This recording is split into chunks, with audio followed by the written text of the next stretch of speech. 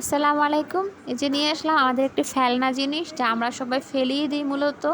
এই ফেলনা জিনিস দিয়ে তৈরি করবে এক অসাধারণ ভর্তা, পটলের খোসা। এগুলা আমি এখন পরিষ্কার করে ধুয়ে নিয়েছি। এই যে এখন একটা পাতিলে সিদ্ধ করতে বসিয়ে দিব।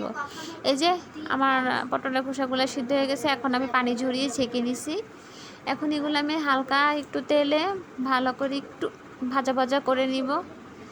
এই তো জাস্ট একটু টেলে নেওয়ার মতো আর কি। এখন কাঁচা মরিচ, শুকনা মরিচ, আমি একটু মরিচ কম দিছি, ঝাল একটু কম খাই। তারপরে একটা শুটকিও দিছি, আপনারা চাইলে মাছ, ভাজা মাছের পিস দিতে পারেন। এটা শুটকি দিয়ে আমি বানাবো আজকে। এই যে পেঁয়াজ কুচি, ধনিয়া পাতা কুচি, পটলের খোসাগুলা তারপরে নিলাম। এখন সব একসাথে সুন্দর করে বেটে নেবে। অসাধারণ ভর্তা, খেয়ে বানিয়ে দেখবেন। নতুন রেসিপি পটলের খোসার, অনেক মজা কিন্তু খেতে।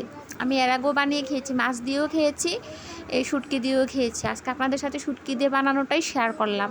খেয়ে বানিয়ে দেখবেন কিন্তু, ফেলনা জিনিস দিয়ে এত অসাধারণ মুখরোচক ভর্তা, খেতে অসাধারণ লাগে, অনেক মজা হয়।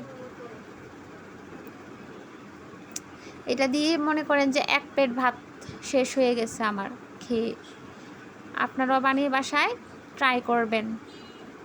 দেখেন কি সুন্দর ভর্তা রেডি হয়ে গেছে। আমি এখন বানিয়ে হাত দিয়ে মিশিয়ে এখন জাস্ট আলতো করে নিব। পেঁয়াজগুলো বেশি বাটবো না, যেন একটু আস্তে আস্তে থাকে, কামড়ে পড়লে ভালো লাগে। যে আমার সুন্দর ভর্তা, কালারটাও কি সুন্দর আসছে ভর্তার। আল্লাহ হাফেজ।